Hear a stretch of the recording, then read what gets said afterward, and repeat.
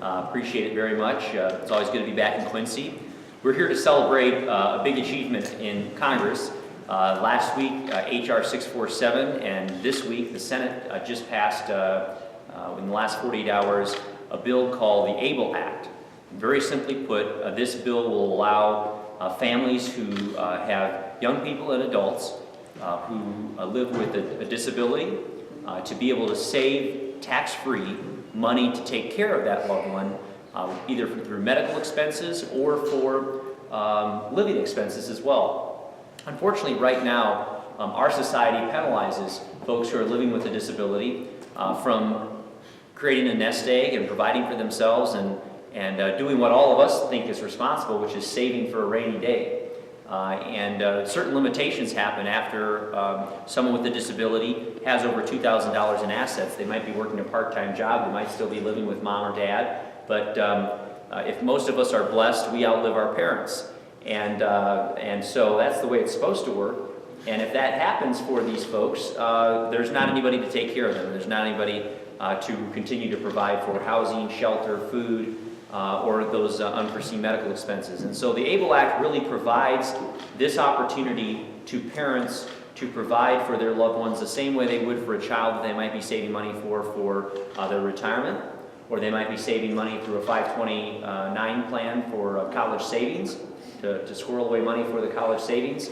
This is basically allowing parents or extended family members to contribute up to $14,000 a year to a tax-deferred savings account to grow interest-free or to grow tax-free up to right now $100,000 this year of value that fund could be.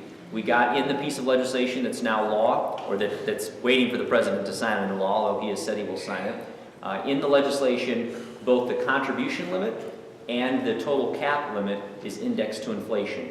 So those numbers will continue to grow up, both the amount of money that parents and loved ones can contribute, as well as the amount of money that person can keep will go up as well with inflation. So that's good news moving forward. So much of, oftentimes we have folks that are looking to government for a handout. And the reality is the community that's represented behind me today, as well as the community that has worked on this legislation with our office for several years, has really been saying, look, we want to be able to provide for ourselves, we want to be able to do the responsible thing as citizens of the United States, but the government right now is blocking us. And so as we built the support for this bill, as people began to learn more about it, it was really kind of a no-brainer, common sense solution, which was, look, let's empower individuals to take care of their loved ones. Let's empower the individual who may be living with a disability that wants to work a full-time or a part-time job to be able to do the responsible thing, which is to save for themselves and for their future expenses. So that's what the ABLE Act is about. Today's news conference is to celebrate not only its passage, but also to create awareness so that families who maybe have a child with a disability or caring for an adult child know that they now have a tool at their disposal to begin to save money for their future expenses if and when they need them. So to put a personal face on this issue, with us today we have a few folks that are prepared to speak. Before I take questions from the media, Kate Doherty is president of Down Country, the local Down syndrome nonprofit organization, and she is here with her son Elliot, who is very stiffly dressed. And my husband Tony and Isella. husband Tony and daughter as well. So Kate, would you like to say a few words? Thank you. And she can help too if she wants. Are you going to help Isella? Okay. All righty. Well, 3 years ago, we went to Washington, D.C., 31 of us from right here in the Tri-States. And we represented Missouri and Illinois as we went and spoke with our congressmen and representatives about how amazing this act is. This is about possibilities, about every American who lives with a disability having a chance to hope for a better future, to engage in a higher quality of access to life. And this is just a really beautiful moment for everybody here, and we're just excited that our Tri-State voice was able to help make a difference. It is so exciting. We're so blessed. Thank you so much for your support of this act. Thanks, Kate.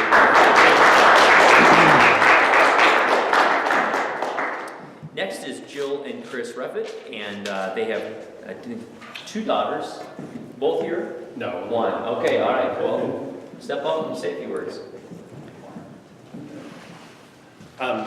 This act means a great deal to my family, to my extended family, and my daughters.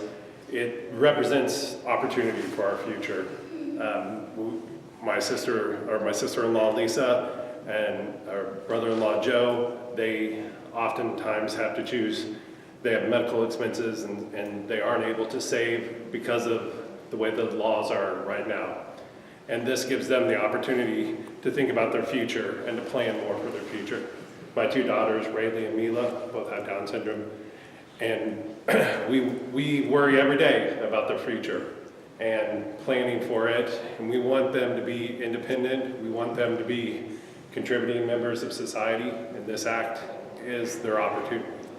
It's going to push them and it's going to push us to work hard, to create opportunities for them, and to give them the future that they may not have had if this act hadn't passed. So, thank you very much. Thanks, Chris. Thanks.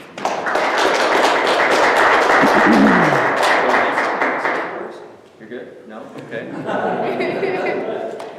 Brad and Abby Henry, let's step up. Welcome. Thanks for being here. This is my daughter Jocelyn. She is a 9-year-old 4th grader at Bryan County Elementary School in Mount Sterling, and she was prenatally diagnosed with Down syndrome. And one of the things that did for us is that we actually had all of Abby's pregnancy to really read up and research and talk to people and try to get as much information as we could about the challenges and the expectations of raising someone with special needs. And one of the things that was pretty disappointing and kind of shocking to us is when we started getting into a lot of the financial aspects of having somebody with a disability, and the restrictions that were there, that we had actually had to hire a lawyer to set up a special needs trust, just so we could figure out what to do with her birthday money that her grandma would give her. So it was just a really frustrating thing for us, and with the ABLE Act, it's something that we were very, very excited about.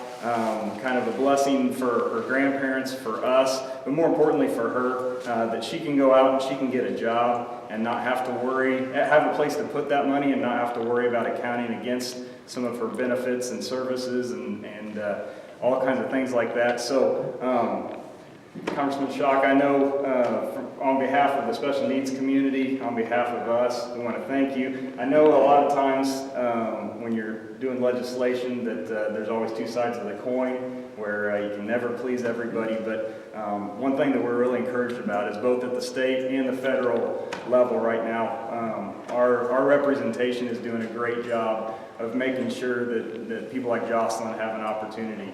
And so this is one that there's only one side of the coin.